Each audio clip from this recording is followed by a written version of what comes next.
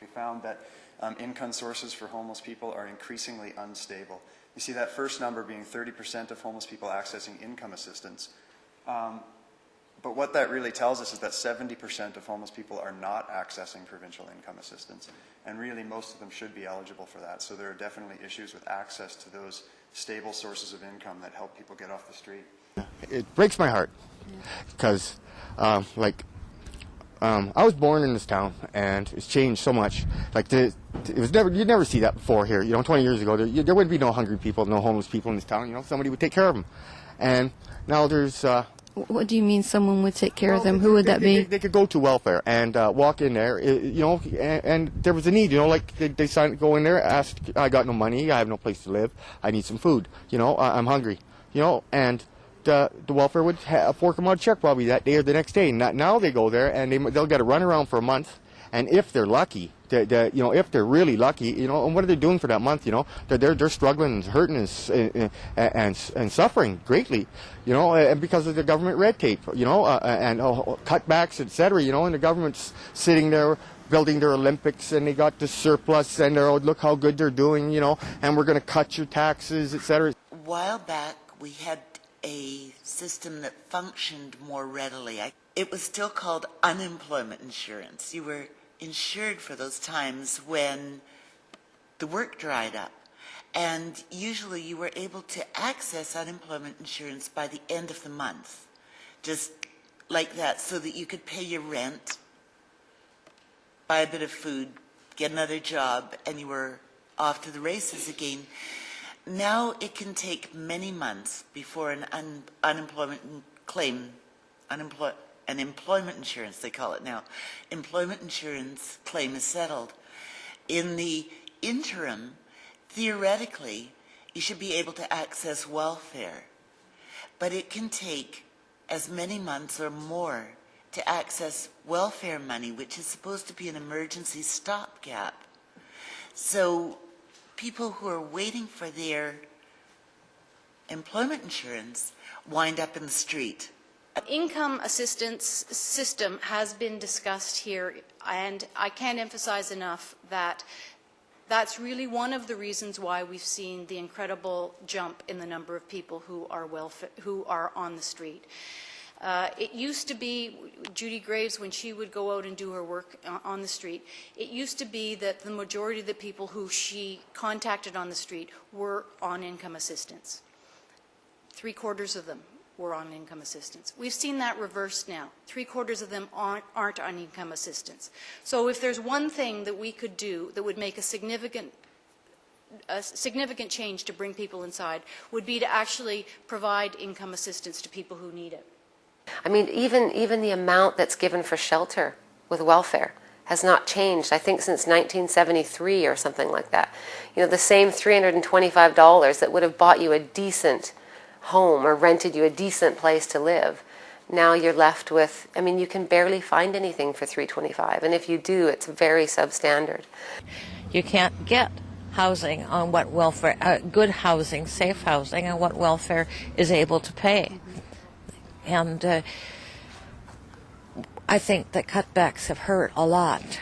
They've come at a time when the housing prices just jumped a lot.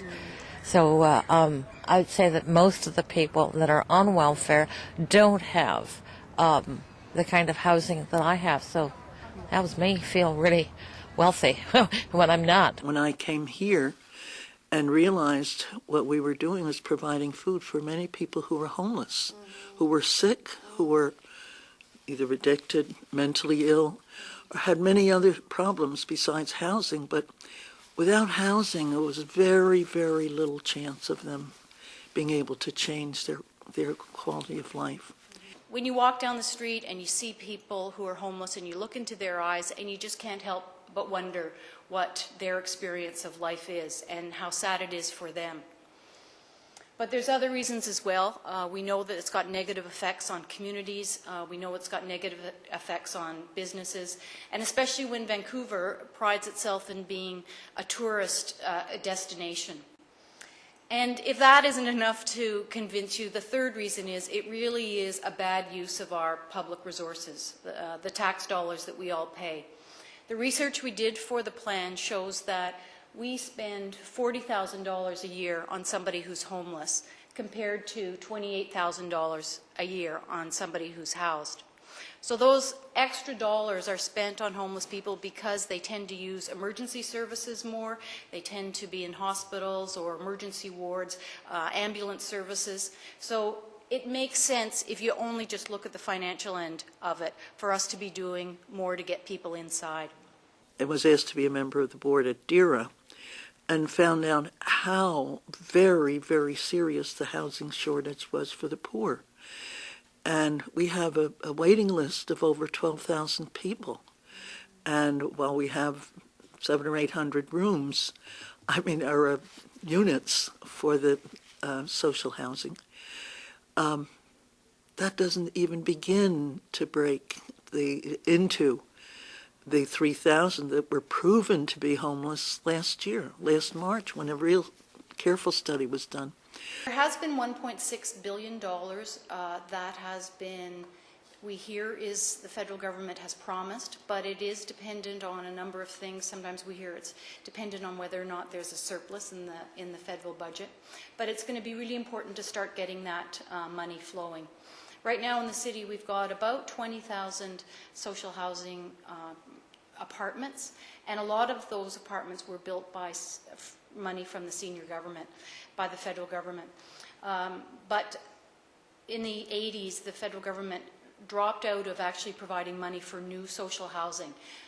And so it's important that this new money that they're talking about coming to our area actually does.